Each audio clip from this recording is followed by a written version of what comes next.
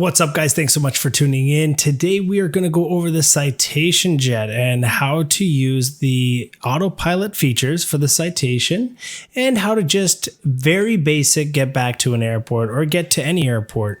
So we're going to go over the autopilot features. We're going to go over the flight management computer. And we are going to also do a little touchdown into Pearson there, which will be fun. It's always a little tough with Microsoft Flight Sim. I find with the Logitech SciTech Yoke, as the settings are just a little sus. So, anyways, guys, hope you like it. And without further ado, let's go.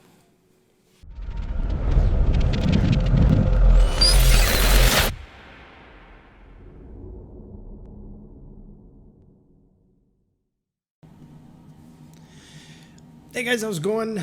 Today we're going to go over the requested video on the Cessna Citation here. How do we use the autopilot on here and just basic navigation from point A to point B. So we'll keep it nice and simple and very basic. If you do know a little bit about flying the aircraft and want to know more just about IFR, make sure you check out my basic and advanced IFR videos.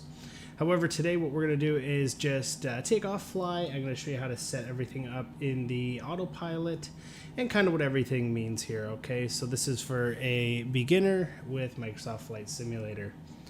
Again, we're in the Cessna Citation Jet.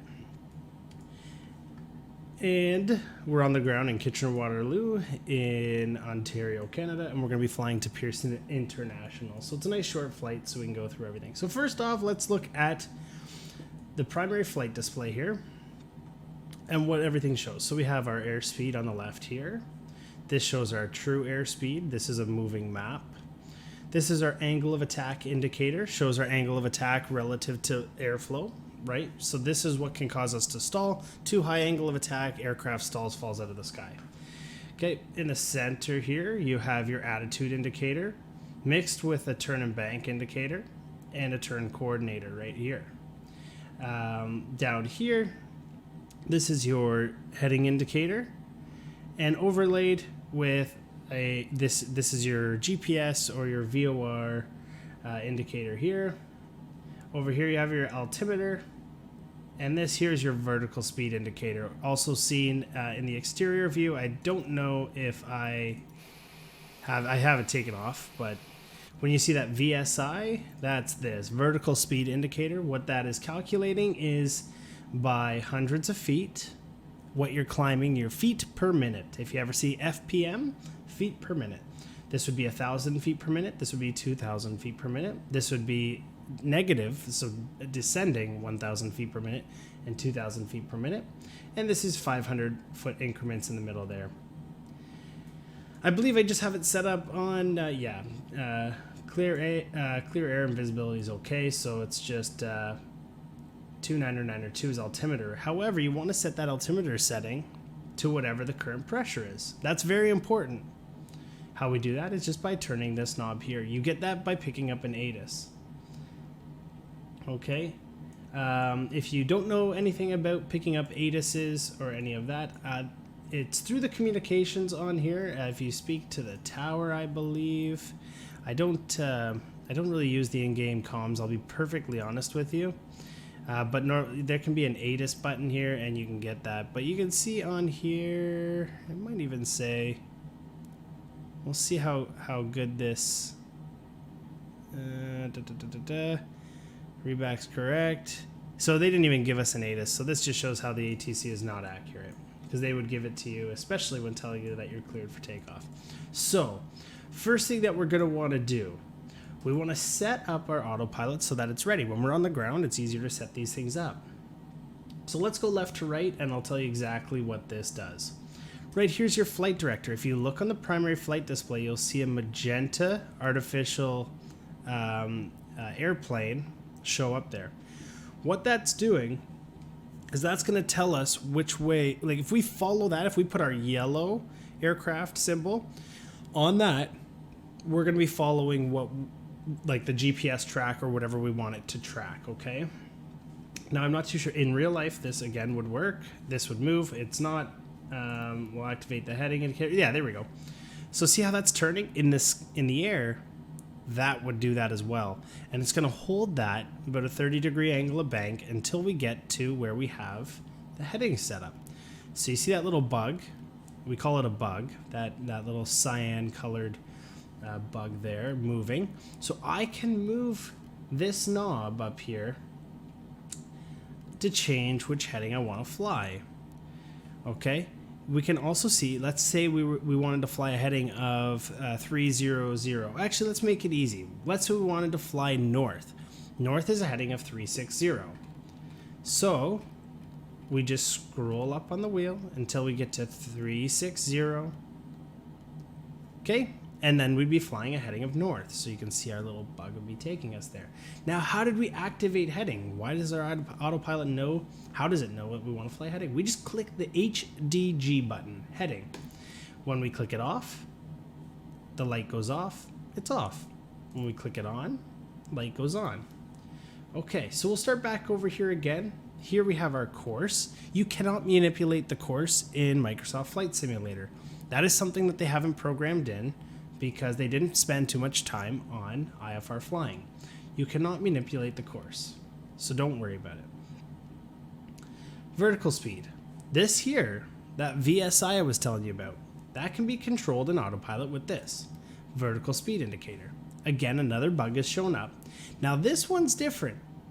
Down is up is down. Think of it like using a yoke. You push in, you go down, pull back, you go up, same kind of thing, right? So I could set this to whatever I want. There is the vertical speed, and there's my bug. Now, just for your reference, the average climb in a jet is going to be between 2,500 and 3,000 feet per minute, and then it's going to you're going to bring that back after your initial climb out. Okay, but again, it all depends on your jet and the performance of the jet, everything. But just as a rule of thumb, okay. VNav. That's a vertical nav, and as a beginner, I would probably just avoid it because that has to do with your flight computer here and setting everything up for your flight plan and knowing exactly what to look for, your altitudes at which waypoints, etc. I'm going to say don't worry about vertical nav at this point. Next thing you have here is your speed. So you can set a speed bug. As you can see, it's over here. It's not even going to show us on there, but however, let's see here. Let's change it to Mox. Yep, it's not even going to allow us to do it at this point, but that is for an auto throttle. So these aircraft are equipped with auto throttles. So when I move my throttle,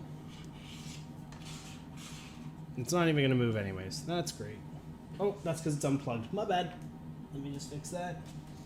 Oh, my whole yoke's not plugged in here. That's always good. Okay.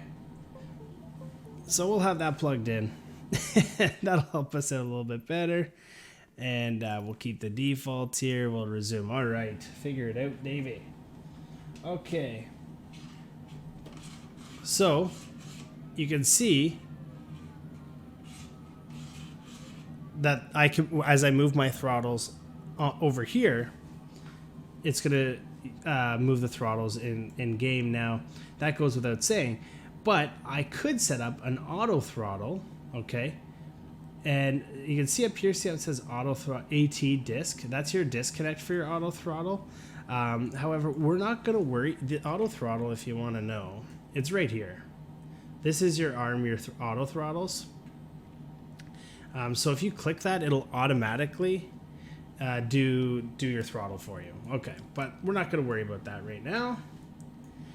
Over here, this is a flight level change. All that is it'll hold your current airspeed and climb at whatever it can, but won't sacrifice airspeed. Again, something a little more advanced IFR, I wouldn't worry about that. We're just doing the basics here. This is your autopilot engage switch. Navigation switch. So this is what I saw in one of the videos that a gentleman sent to me asking about this exact situation. Is I noticed he was trying to get to a waypoint and his navigation was set to VOR. So what does that mean? What is that? And why is that important? So there's multiple different types of navigation that we can do. So if you see here, we have our GPS, GPS ENR en route, okay? GPS en route. And that's just showing what we have to follow to get to our destination. However, if we click this nav source here, see how that changed to a green VOR over here, VOR1, and then a nav comm frequency came up here. It's not a comm frequency, it's a nav frequency, but simplicity's sake. That would mean that we're going to track via VORs. Now that can be a little bit more complicated for a beginner. Again, if you want to learn how to do that, go to my IFR videos, basic and advanced, and I can teach you how to track via VORs. Today we're going to stick to just GPS. GPS will always be in magenta. The easiest way to remember and to know, it'll be in magenta. Now the reason why we're going to stick to this is I'll show you later why this becomes very easy. So that's our nav source. We want it to follow the navigation, we click the nav source. Now let's say we want to manipulate the heading. Air traffic control says Air Canada 123 fly heading of 030 degrees. Okay, we can click this heading button and we can turn this to 030 degrees. Okay, which we see down here. And now our aircraft will fly that heading. You can see our magenta artificial aircraft there is turning. Next here, this is approach. This is an approach mode. This is again another IFR feature, so we can click that when we have an approach loaded, and that will fly that approach. Altitude. If you look right here, and we move this alt bug, we can pick what altitude we're going to fly at, and we'll hold that. Now the altitude is coupled with the vertical speed. So let's say we've set this up, and we want to fly at, we'll just call it 5,000 feet. We're going east today, 5,000 feet. And let's say we turn on our vertical speed and we set that up to 2,000 feet per minute. Okay, so now we have our vertical speed set up. We have our altitude set up. We don't have to click that button. That would be if you just want to hold your current altitude. And we'll fly off of the heading. So we've got all of those set up on the ground. Just a quick tip, you click the heading button in right there like that, it'll center the heading on you. So now we've got everything set up that I'm happy, I'm sufficiently happy with how we're set up right now. We can take off and start heading over to Toronto. Okay, how we're gonna do that, we're gonna disengage our brakes. Right here's your parking brake. And we're going to go full power. Again, we're not worrying about checklists, things like that today. We're just going to get flying, and I'm going to show you how to use all these things in the practical sense as opposed to just theory. So we're taking off. We're at 80 knots, 90 knots. We can rotate.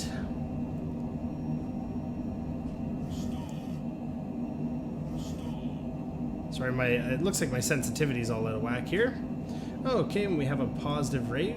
Gears coming up, and this is how we're going to start controlling our autopilot. We click the AP button and hands off.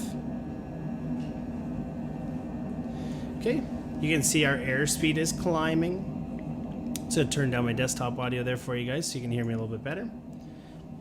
Airspeed's climbing. Now we don't want to go over 250 knots at this low of an altitude, so we're going to pull that throttle right on back. We're not climbing very fast, about 2,000 feet per minute. We're now at 250 knots. That's a legal thing. Don't worry about it if you don't want, guys. Okay, and we're at a safe altitude here. We're going to make a right-hand turn because we want to get over to this magenta line, okay? So we'll start turning this bug to the right, and you'll see our aircraft now will start turning right.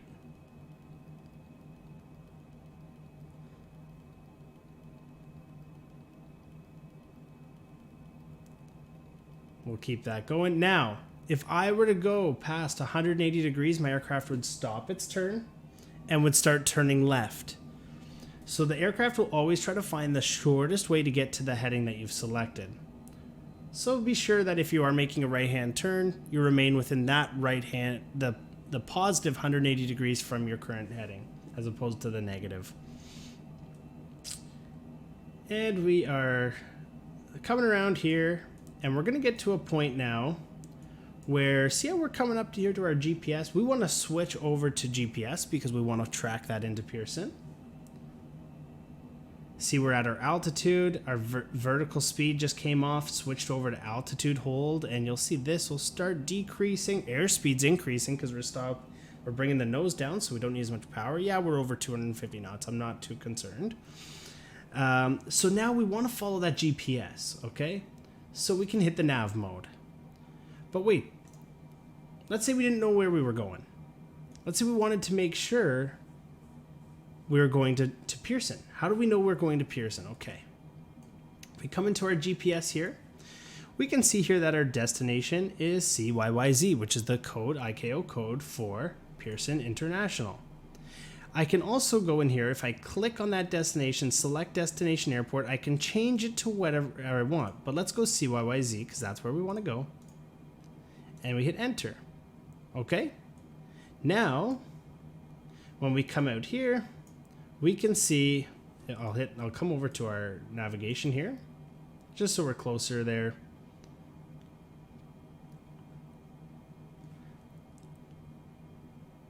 Oops. It's not going to let me do the, where is it there? So that's going to be over here. Let me just, Okay, see that magenta line there? That's what I'm trying to show you. That drew it for us. Now, let's say we don't, like, see how that, we've got to come all the way over here? It seems kind of crazy, doesn't it? What we can do now is see this D with the line through it. That D with the line through it means direct to. I can click direct to. See how that's saying now activate to CYKF? That's Kitchener Waterloo. That's where we just took off. We don't want to do that. Let's click Pearson International and click direct to. So now, see that magenta line? See how it moved right to where we were? And now our aircraft is going to be turning left to pick that up. Now we're going direct to the airport.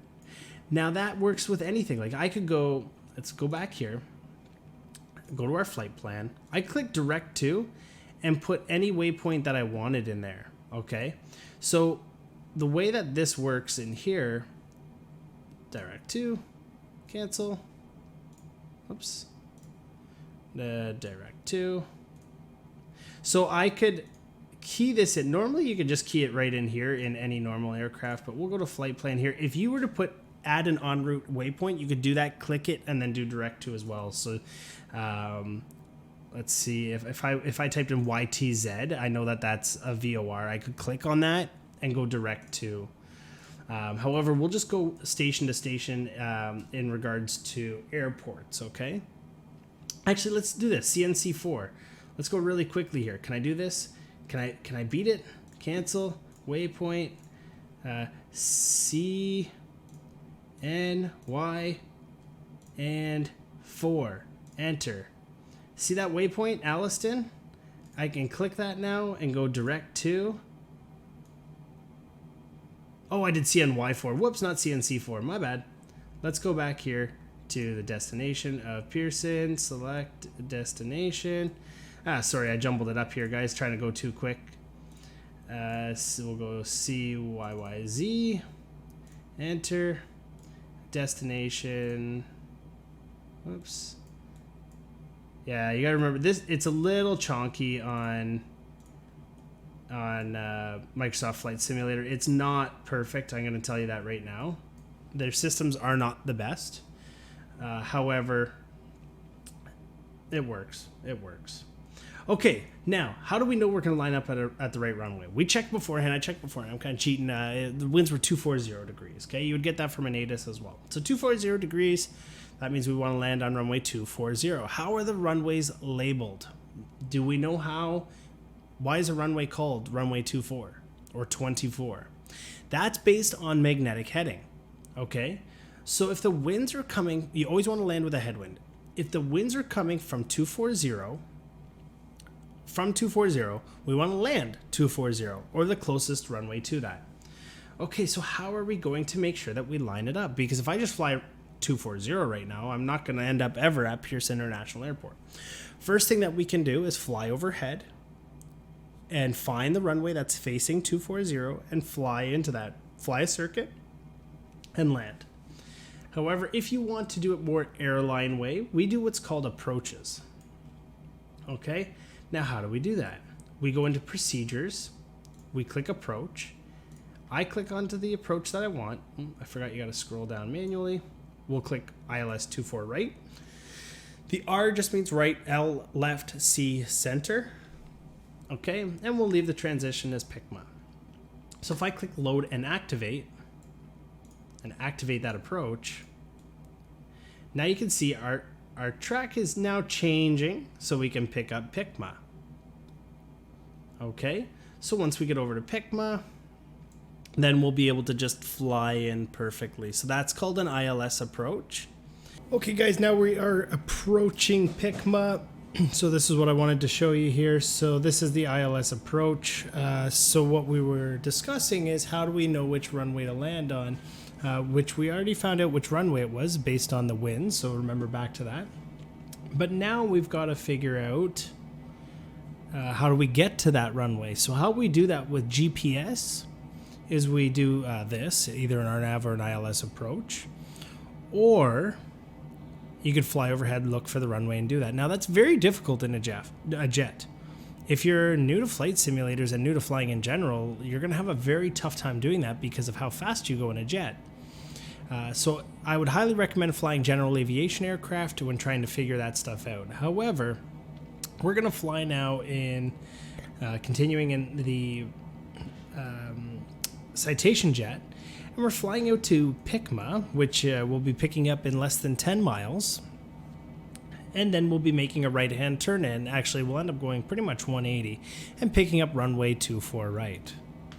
Okay, so you can see here our aircraft is slowly picking this up. And I just want to point out here, there's certain things in Microsoft Flight Simulator that they have not done very well. For instance, look, it's saying that we're centered on the GPS and that we're flying perfectly. Whereas over here, it's showing that we're off to the left. If you see things like this, you are not doing anything wrong. Microsoft Flight Simulator is full of bugs, and a lot of things for IFR flying are not done well. They are working on it, and I will give them that. That's great, but it is currently not done well. So right now we have this gentleman coming in as well. Hopefully they don't give us too much problems, but we're currently at 3,000 feet, which is our minimum safe altitude. That's fine. Again, if you want to learn how to read charts, things like that, check out the other IFR specific videos. So we might get a little bit of lag and whatnot coming into Pearson because I don't have the best computer. So it happens sometimes. Sometimes the frame rates drop a bit, but we'll see. So a few things that we're going to be looking at here, and I'll explain it beforehand. This here is our glide slope indicator. That's going to keep us on, it's about a 3-degree glide slope. It'll keep us there. How it does that is the GPS is programmed to read the exact same approach path or glide slope as the ILS does. So the ILS is all done through radio frequencies, whereas GPS is all done by GPS.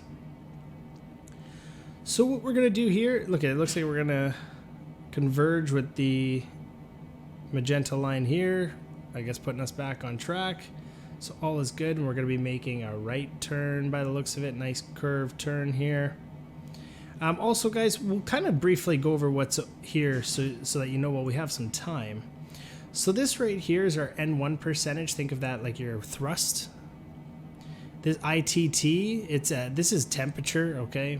So you don't need to worry too much about these things. Your N2, again, this is all temperatures, pressures, and thrust values. Fuel is just your fuel burn. This is your oil pressure and your temperature. Down here is the actual amount of total gallons. Fuel degrees Celsius temperature.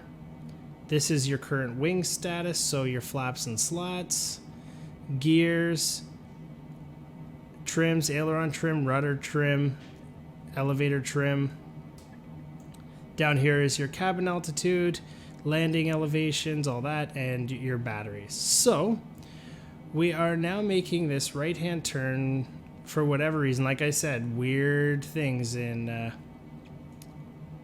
Microsoft Flight Simulator. This isn't how it would normally draw out your map, but hey, we'll go with it. So we'll start pulling back our throttles a little bit.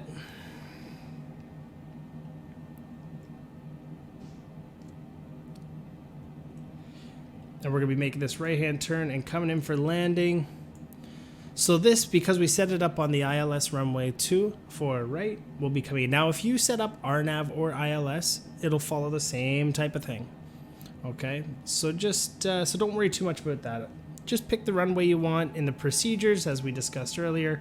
So coming down here, click your approach. Actually, we'll go back here so that you can see it right from home. Procedure, proc, and approach. And you can also put in your arrival and departures. But we want to figure out how the heck are we going to get into the runway. So we'll continue the same. We're at 210 knots, 3,000 feet. Everything is good. And we'll know when we're on the right track when the glide slope here activates. That'll mean that we've captured the approach.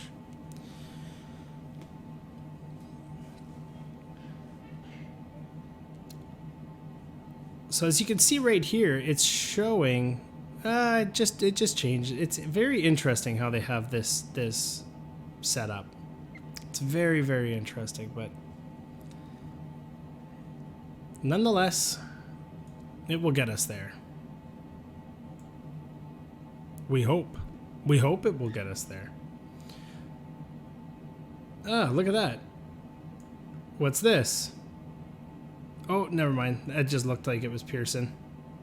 It's not Pearson. But there's somebody that might be on the ground over there. No worries.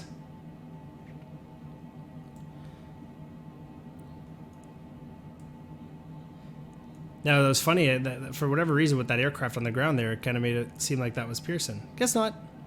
Okay, so we continue in. We are 1.8 nautical miles from Picma. And Picma will be the initial approach fix for the ILS runway 24 right into Pearson.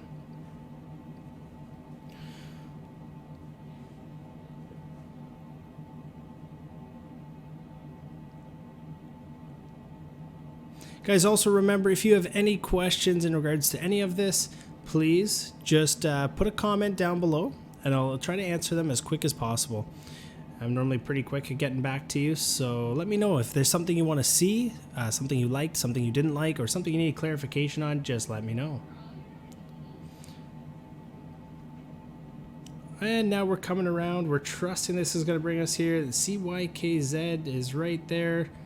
You can see all these different waypoints. These things here that you see, guys, are different waypoints. You can put that into your GPS, or in this situation, your FMC.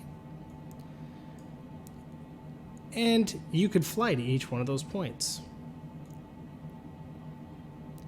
All right, there is the downtown Toronto metropolis to our right, and we are coming up here to Ebdal.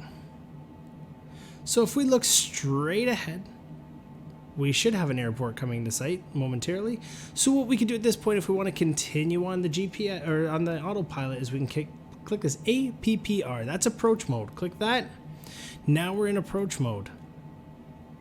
Now it's gone here to localizer. I actually don't want it to do that, so I'm going to stay on navigation mode, because we're going to fly this as just a GPS overlay.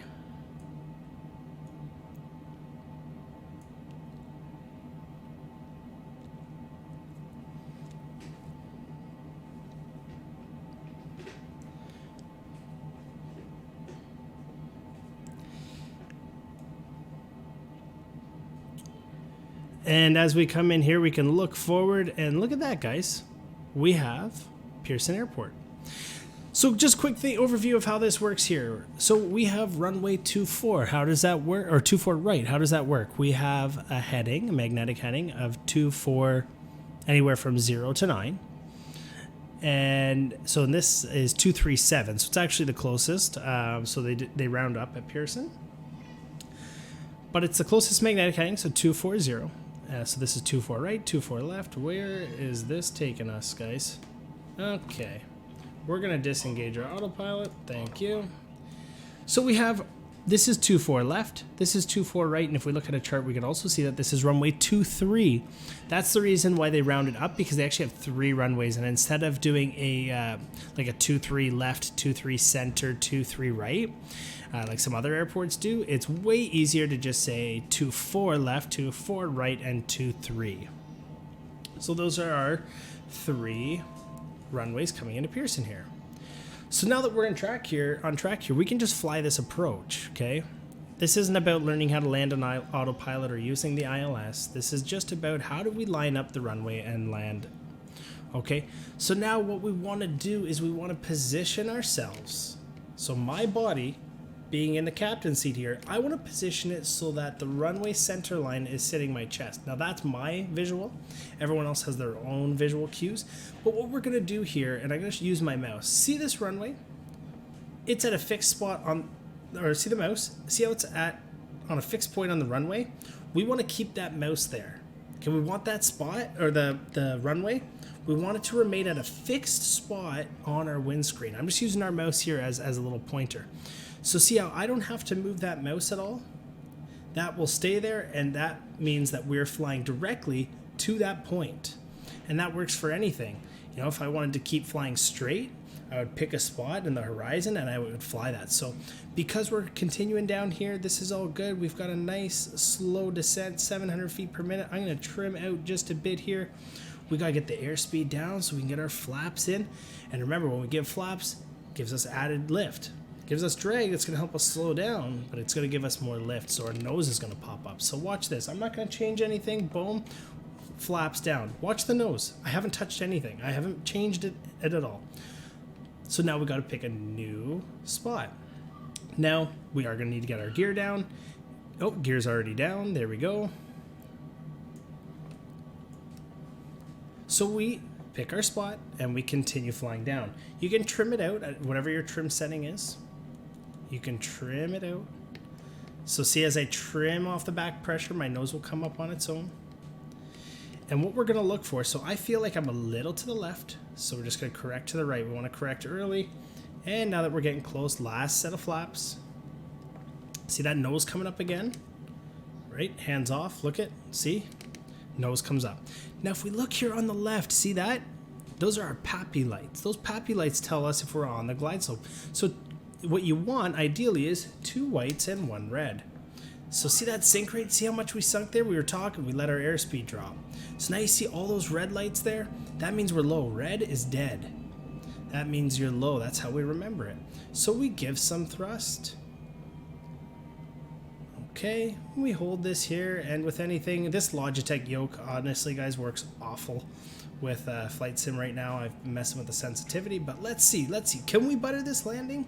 We'll keep the power on. It might be a little bit long, but that's fine.